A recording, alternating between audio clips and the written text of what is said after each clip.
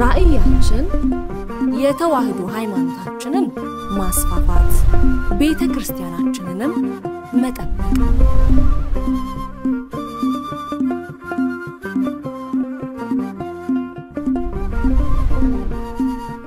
ሰላም ጤና ይስጥልኝ የተከበራችሁ የእማማ ሚዲያ አድማጭ ተመልካቾቻችን እንደምን ቆያችሁ የእማማ ጠቅላላ ማህበር ዜና እንደሚከተለው ወደ እናንተ እናደርሳለን አብራችሁን ቆዩ ከዜናዎቹ ጋር እኔ ኤደን ሄኦላ ነኝ የሃይማኖት ዕውቀት ማስፋፊያ ጠቅላላ ማህበር የ40ኛ ዓመት የምስረታ በዓል አከበረ የሃይማኖት ዕውቀት ማስፋፊያ ጠቅላላ ማህበር የ40ኛ ዓመት የምስረታ በዓል ላይ በመንበረ ፓትርያርክ የጠቅላይ ቤተ ክህነት መምሪያ ኃላፊዎችና የገዳማትና አድባራት አስተዳዳሪዎች መምህራነ ወንጌል ዘማሪያን እንዲሁም ጥሪ የተደረገላቸው እንግዶች የጠቅላላ ጉባኤው አባላት በተገኙበት መስከረም 18 ቀን 2018 ዓመተ ምህረት በድምቀት ተከብሮ ውሏል መርሃ ግብሩ በጸሎተ ወንጌል ተጀምሮ በደብሩ ዘማሪያን ዘማሪ የቀረበ ሲሆን በመጋቢ ሰናያት የቻለው ለማ የአራዳና ጉለሌ ክፍላተ ከተማ የዋና ስራ አስኪያጅ የዕለቱ የስብከተ ወንጌል አገልግሎት ተሰጥቷል በመቀጠልም የጠቅላላ ጉባኤው አፈ ጉባኤ አቶ ኃይሉ ሲሳይ ጉባኤውን በንግግር ከፍተዋል እንዲሁም ኢንጂነር ጤናው ዘውዱ ከስራ አስፈጻሚ ኮሚቴ ስለ ማህበሩ መግለጫ ሰጥተዋል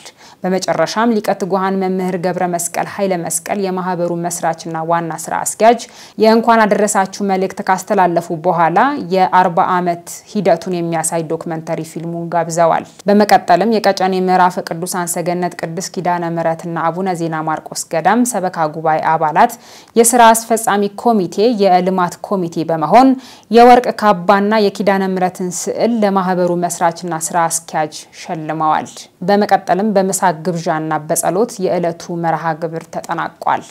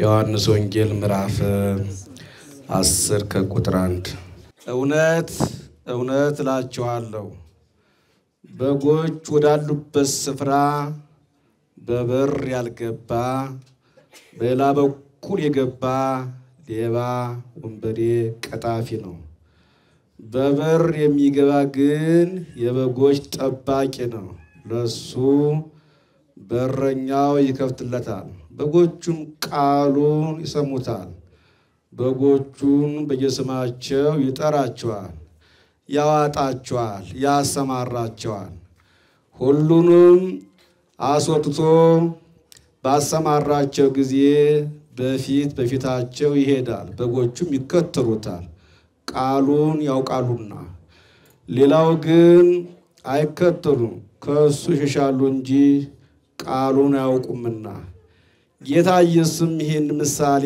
ነገራቸው እነሱ ግን የነገራቸውን አላወቁም ዳግመኛም ጌታ ኢየሱስ እንዲህ አላቸው እውነት እላችኋለሁ የበጎች በር እኔ ነኝ ከኔ አስቀድሞ የመጡ ሁሉ ሌቦችና ቀጣፊዎች ናቸው ነገር ግን በጎች አልሰሙም እውነተኛው የበጎች በር እኔ ነኝ ወደኔ የገባ ሰው ይድናል ይገባል ይወጣል መሰማሪያም ያገኛል ሌባ ሊሰርቅ ሊያጠፋ ካልሆነ በቀር አይመጣም እኔ ግን የዘላለም ሕይወትን ሊያገኙ መጣው በዛበትም እንዲያገኙ ስለዚህ ስለ ቸር ጠባቂ እኔ ነኝ።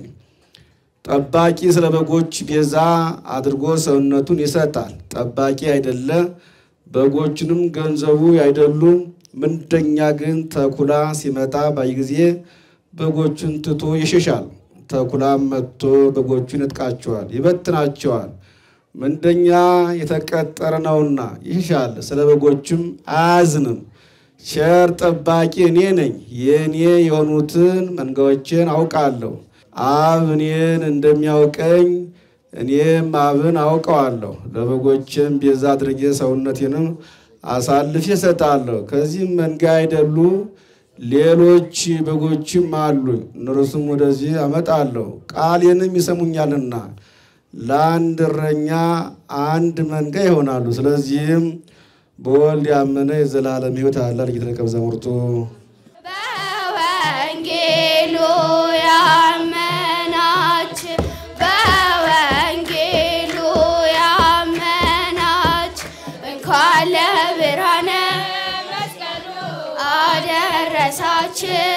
እንኳን ለብርሃነ መስቀሉ አደረሳችሁ። የእግዚአብሔርን ቃል መነሻ በማድረግ በዚህ ቦታ ላይ የተሰበሰብንበት ዋናው ምክንያት ይህንን ነው።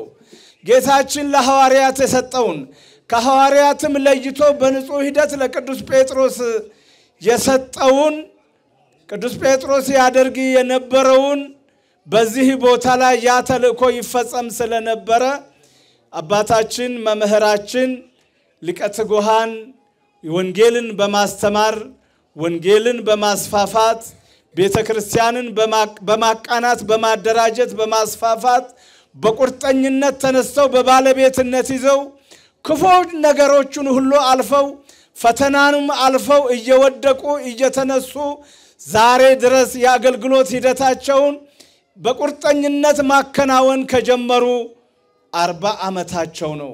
ነገር ግን 40 ዓመት ብለን በእኛ አቆጣጠር እንቁጠር እንጂ እሳቸውን እኛ በቅርብ ስለምናውቅ እንደ ሐዋርያት ለአገልግሎት ከተጠሩ ከ40 ዓመት በላይ ነው። ይህ ማህበር ይህ የናንተ አንድነት በአለት ላይ የተመሰረተ ስለሆነ በአሸዋ ላይ ስላልተመሰረተ ጽኑ መሰረት ስላለው ነፋስም ቢነፍስ ጎርፍም ቢመጣ ነገር ግን አንዳች ሊናወጥም አልቻለም።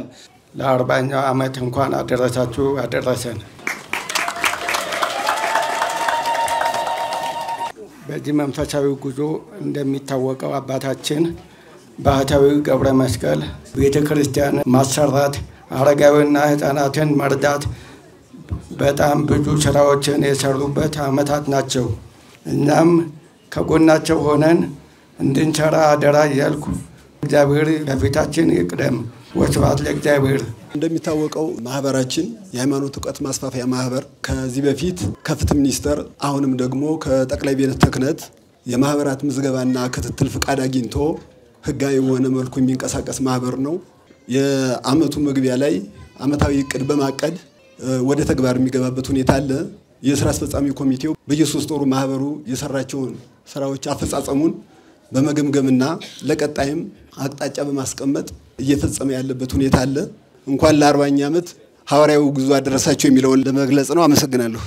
እንኳን አደረሳችሁ። ይህ ማህበር በእናንተ እርዳታ በእናንተ ድጋፍ እንዲሁም ደግሞ በጾምና በጸሎት እዚህ የደረሰ ማህበር ነው።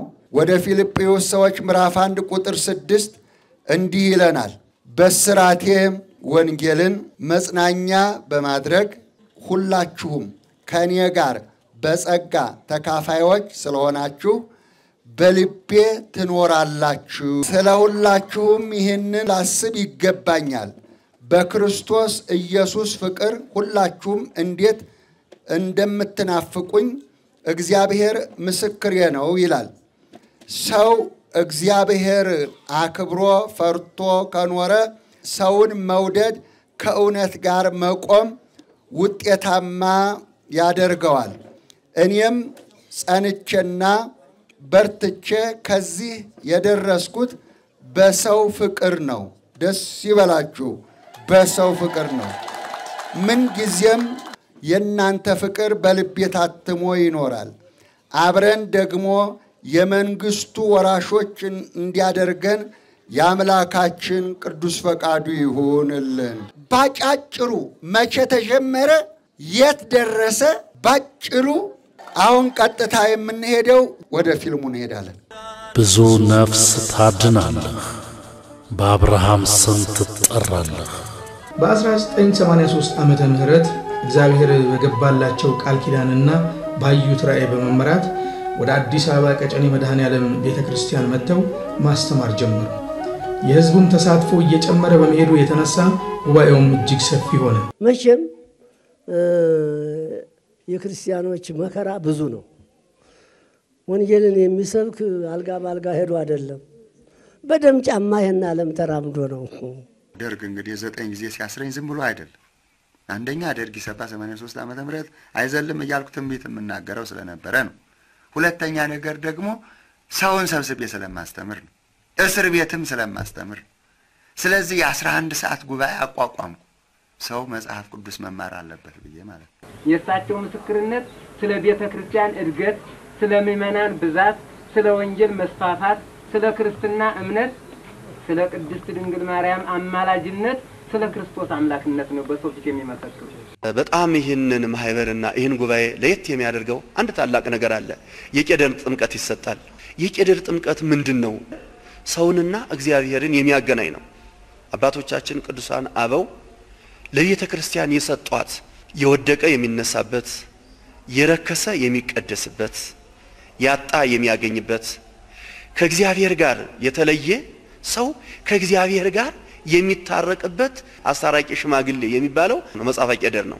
ለ6 ዓመት ታስሬ ሃይማኖት የፍጀም ቤት ወላዲተ አምላክ ፍጄ ተጠፋሁበት ቦታ እንዴት አምላክ መልሶኝ እንዳመጣኝ የጠንቋይ ቤትም የቃልቻም ቤትም የመናፍቃን ቤትም ገብቼ የኔ መዳን ግን መጨረሻው የት እንደሆነ ምስክርነት ሁሉ ማቀርብላችሁ። ሃሌሉያ ሪስቲ ካንሰንታራ ሮማና ሲና ሞር ሲካና ማዲና ጌታ ወረደ መንፈስ ወረደ ያሉ ሁሉ ብለላል። እግዚአብሔር መስገድ የመለሰኝ እኔ የደረሰኝ እድል እነሱ ጠፉ ዘመናቃሎች የሚረሳቸው። የእስልምና እምነት ተከታይም ነበርኩ በጊዜው ቤተሰቦቼም ከዛ በኋላ ሊጠመቁ ችለዋል። እኔ እምነቴም ያወቅኩት ምንነቴም ያወቅኩት በሳቸው ነው። ገብረ መስቀል ማን ነው? ገብረ መስቀል አቡነ ቀለምሲስ ነው። ገብረ መስቀል ማን ነው? ገብረ መስቀል በኢየሱስ ጥና እየተቀመጠው ታላቁ ባሕታዊ ነው። የአምስት የተዋህዶ አገሮች አሉ። እስክንድሪያ፣ አርመን፣ ህንድ፣ ኢትዮጵያ። ከዚህ ውጭ ግን በግሪክ፣ በራሺያ፣ በጀርመን፣ በአውሮፓ በጠቅላላ በአሜሪካ ልካ እንዳታስተምር ይሄ እንዲወገዝ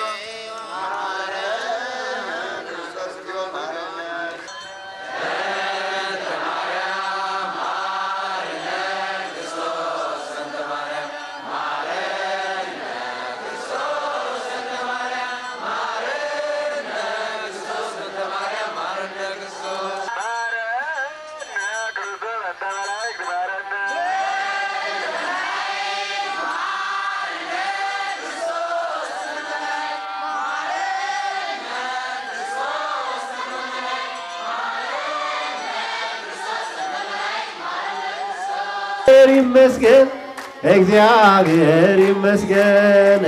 ብድግ በሉላችሁ። ያደረሰ ለዚህ ያደረ እግዚአብሔር ይመስገን። ልመናችንን፣ ጸሎታችንን፣ አገልግሎታችንን ሁሉ ተቀብሎ ለብርሃነ ልደቱም እንዲያደርሰን ቅዱስ ፈቃዱ ይሁንልን።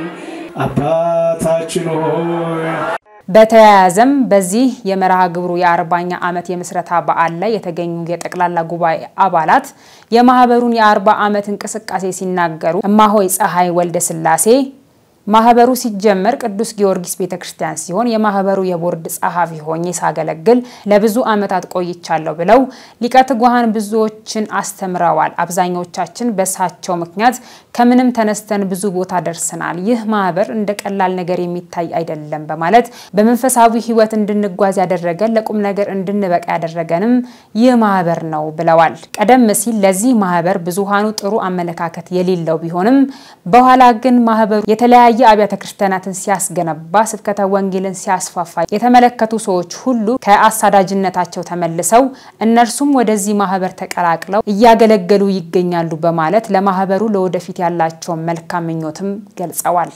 ወይዘሮ ከበቡሽ ስለ ማህበሩ ሲናገሩ ማህበሩ ከሌሎች የሚለይበት ዋነኛ ምክንያት ስብከተ ወንጌል በተግባር የሚታይበት ቦታ በመሆኑ ነው። ቃለ እግዚአብሔርን በተግባር እያሳየን ከትንሽ እስከ ትልቅ እዚህ ደርሰናል ብለዋል። ወይዘሮ ጥሩነሽ ማህበሩ ሲመሰረት ጀምሮ አብሬ የነበርኩ ሲሆን እኔ በግሌ ከብዙ ኃጢያት ወጥቼ ለስጋ ወደሙ የበቃውት በዚህ ማህበር አማካኝነት ነው ብለዋል። የዚህ ጉባኤ አባል የሆኑት አንደኛው ተሳታፊም በ1984 ዓመተ ምህረት ከደብረ አሚን ተክለ ሃይማኖት ቤተክርስቲያን ጀምሮ እስካሁን አብሬ ያለው ሲሆን ማህበሩ በወቅቱ ለተለያዩ ወጣቶች ከፍተኛ ጥቅም ሰጥቷል። በተለይ በተለያዩ ሱስ ውስጥ ለሚሰቃዩ ወጣቶች ከሱስ ወጥተው ህይወታቸውን እንዲመሩ አስችሏል። ቀጥለውም ባህታዊ ይህንን ማህበር ከመሰረቱ ጀምሮ ብዙ ፈተና አጋጥሟቸዋል። ፈተናውንም አልፈው ለዚህ በቅተዋል በማለት እግዚአብሔርን አመስግነዋል።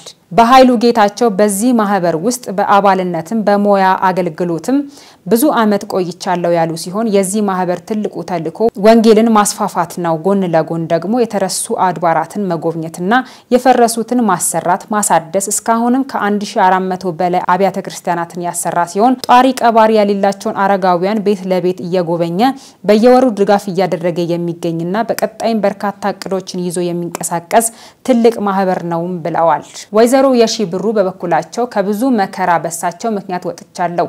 ብዙ አመት በህመም ስሰቃይ ቆይቼ በሳቸው ጸሎት ፈጣሪ ምሮኛል። ከዛም በተጨማሪ ለስጋዬ የሚሆን 1 አመት ሙሉ የቤት ክራይ ከፍለውልኛል። የምበላውንም ለ1 አመት ቀለብ ችለውልኛል በማለት የተደረገላቸውን ተናግረዋል። አለማየሁ መሰለ በበኩላቸው በማህበሩ ውስጥ ከ20 አመት በላይ ቆይቻለሁ። ይህ ማህበር በጣም ብዙ ጥቅሞችን ሰጥቷል። ቤተክርስቲያንን ከማሰራት በላይ አረጋውያንን ነዲያንን ህፃናትን ሲደግፍ ቆይቷል ያሉ ሲሆን አክለውም ማህበሩ ለዚህ ደረጃ ሲደርስ ነገሩ ሁሉ አልጋ በአልጋ አልሆነም፣ በብዙ ችግር ውስጥ አልፏል ብለው ለዚህ 40ኛ ዓመት የምስረታ በዓል በመድረሱ የተሰማቸውንም ደስታ ገልጸዋል።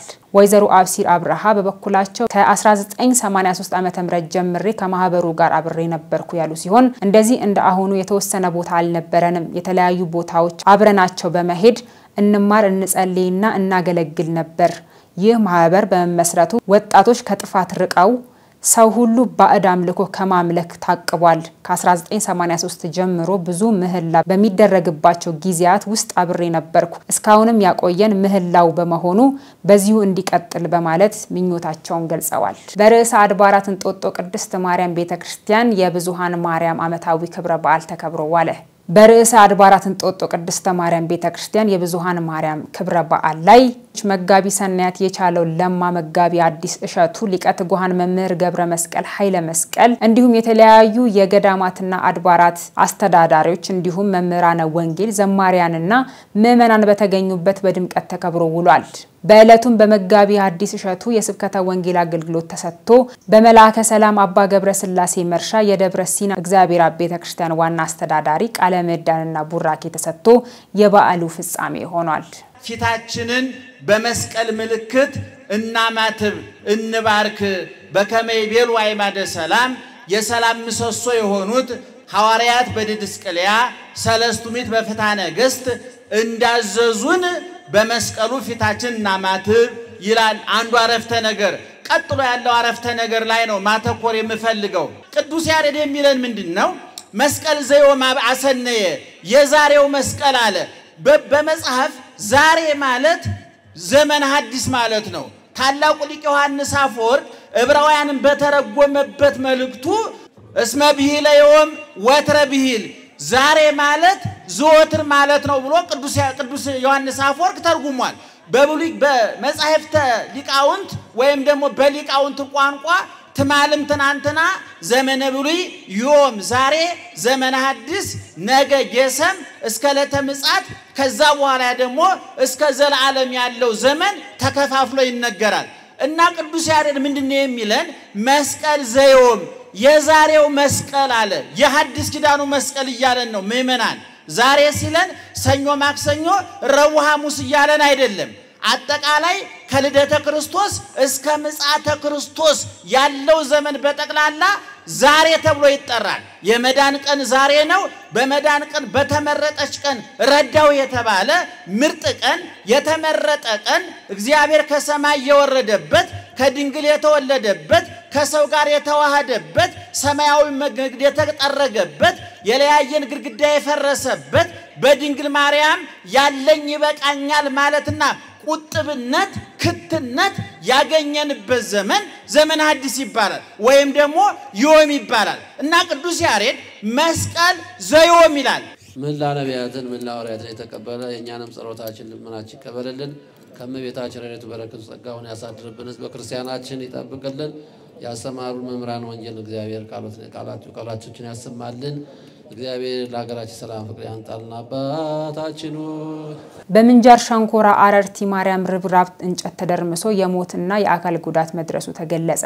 በአማራ ክልል ሰሜን ሸዋ ዞን ምንጃር ሸንኮራ ወረዳ አረርቲ ማርያም ለፊኒሺንግ ስራ የተረበረበ እንጨት ተደርምሶ ቁጥራቸው በርከት ያሉ ሰዎች ህይወታቸው ማለፉን የወረዳ ኮሚሽን ያስታወቀ ሲሆን ቤተክርስቲያኗ ዓመታዊውን የቅድስት ድንግል ማርያም የንግስ በዓል አስመልክቶ ከምታካሄደው የንግስ ክብረ በዓል ጎን ለጎን እየተሰራ ያለውን የቤተክርስቲያኑን ግንባታ እየተጎበኘ ባለበት ሰዓት ለፊኒሺንግ የተረበረበው እንጨት በመደርመስ አደጋ ማጋጠሙን ነው የተገለጸው። በዚህም በሰዎች ላይ የሞትና የአደጋ ጉዳት መድረሱን የወረዳ ኮሚሽን ቢሮ ኃላፊ አቶ ኑርላህ ከድር አስታውቀዋል። በመጨረሻም መምህር መጋቢ ሐዲስ ድምጻነ በርብር ስርዓተ ቀብር በመንበረ ጸባዖት ቅድስት ሥላሴ ካቴድራል ተፈጸመ። በተወለዱ በ93 ዓመታቸው ከዚህ ዓለም ድካም ያረፉት በታላቁ ዳግማዊ ምኒልክ መታሰቢያ ተአካ ነገሥት በዓታ ለማርያም ገዳም ትምህርት ቤት የመጽሐፍት ሐዲሳት ትርጓሜ መምህር መጋቢ ሐዲስ ድምጻነ በርብር ወልደ አማኑኤል ስርዓተ ቀብር በመንበረ ጸባዖት ቅድስት ሥላሴ ካቴድራል ብፁዕ አቡነ ቀውስጦስ የሰሜን ሸዋ ሥላሴ ሀገረ ስብከት ሊቀ ጳጳስ በብፁዕ አቡነ ማቴዎስ በኢትዮጵያ ኦርቶዶክስ ተዋሕዶ ቤተክርስቲያን የመገናኛ ብዙሃን ስርጭት አገልግሎት ድርጅትና የአፋን ኦሮሞ መገናኛ ብዙሃን ቴሌቪዥን ማሰራጫ ድርጅት የበላይ ኃላፊ የምስራቅና ሰሜን አፍሪካ አህጉረ ስብከት ሊቀ ጳጳስ ብፁዕ አቡነ ሕርያቆስ የአዲስ አበባና ሀዲያ ስልጤ ሀገረ ስብከት ሊቀ ጳጳስ ብፁዕ አቡነ ፊሊጶስ የደቡብ ኦሞና ኦሪ ዞኖች ሀገረ ስብከት ሊቀ ጳጳስ የቅድስት ሥላሴ ዩኒቨርሲቲ ፕሬዝዳንት ብፁዕ አቡነ ኤጲፋኒዮስ የምስራቅ ጉራጌ ሀገረ ስብከት ጳጳስ የመንበረ ፓትርያርክ ጠቅላይ ቤተ ክህነት የአዲስ አበባ ሀገረ ስብከት የሥራ ኃላፊዎች የታዕካ ነገሥት በዓታ ለማርያም ገዳም ሊቃውንት የቀድሞ ተማሪዎቻቸው ቤተሰቦቻቸውና ሊቃውንት በተገኙበት ስርዓተ ቀብራቸው ተፈጽሟል። መምህር መጋቢ ሐዲስ ድምጻነ በርብር ወልደ አማኑኤል በታላቁ ዳግማዊ ምኒልክ መታሰቢያ ተአካ ነገሥት በዓታ ለማርያም ገዳም ትምህርት ቤት የመጽሐፍት ሐዲስ ትርጓሜ ለ64 ዓመታት በበዓታ ለማርያም ገዳም አገልግለው አስተምረዋል። የተከበራችሁ ውድ አድማጭ ተመልካቾቻችን ለዛሬ ያጠናቀርንላችሁ ዜናዎች ይህንን ይመስሉ ነበር። ከስር በመተመለከታቸው አድራሻዎቻችን ማህበራችንን እንድትደግፉ በአክብሮት እየጠየቅን ቀጣይ በሌሎች ጥንቅሮች እስከምንገናኝ ቸር ያቆየን።